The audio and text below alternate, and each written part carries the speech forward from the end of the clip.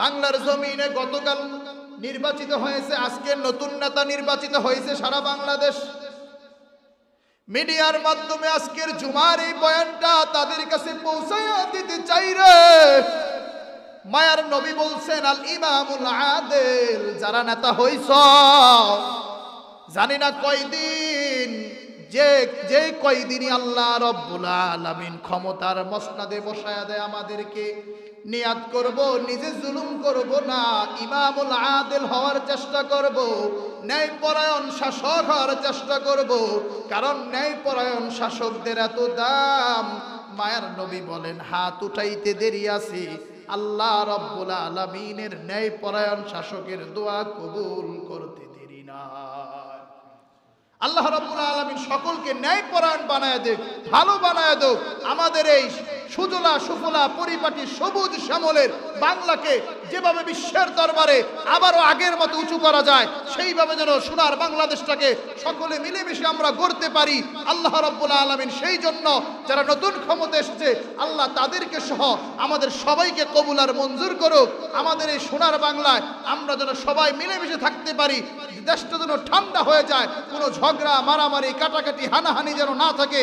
আমার সোনার বাংলাদেশ যেভাবে আমরা চাই সেভাবে যেন আল্লাহ রাব্বুল আলামিন তাদের মাধ্যমে করে দেন, এবং আমাদের দেশটা যেন আরো সুন্দর আগায় যায়। আল্লাহ রাব্বুল আলামিন তাদেরকে সেই ধরনের শাসক হিসেবে কবুল করেন, ইমামুল আদিল হওয়ার তৌফিক দান করেন। আমার আম্মা জানেরা, বোনেরা, পর্দার আড়াল থেকে ঘর থেকে যারা শুনছেন,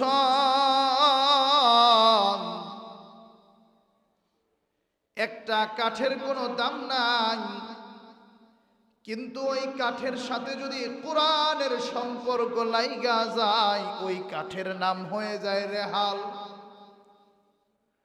ওই রেহাল আমার আপনার পায়ে লাগলে আমি আর আপনি সালাম করার জন্য, সম্মান করার জন্য পাগল পারা হইয়া যায়। এই যে কাঠের এত দাম, কাপড়ের এত দাম, এর একটাই কারণ, সেটা হলো সোহবত মাআল কুরআন। এ কারণে রমজান মাসেও এত বেশি সম্মানিত, কারণ রমজান মাসে আমার আল্লাহ রব্বুল আলামিন কোরআনে কারীম নাজিল করে দিয়েছেন। এ কারণে সবাই নিয়াত করব, কোরআন ধরি না, কোরআন পড়ি না, সুকেজের ভিতরে সাজায়া রাইখা দিছি রে মা। এখন থেকে নিয়াত করি, প্রতিটা ঘরে ঘরে কোরআন তেলাওয়াত করা হবে। প্রতিজন মানুষ, আম্মা জানেরা, বোনেরা, দাদিরা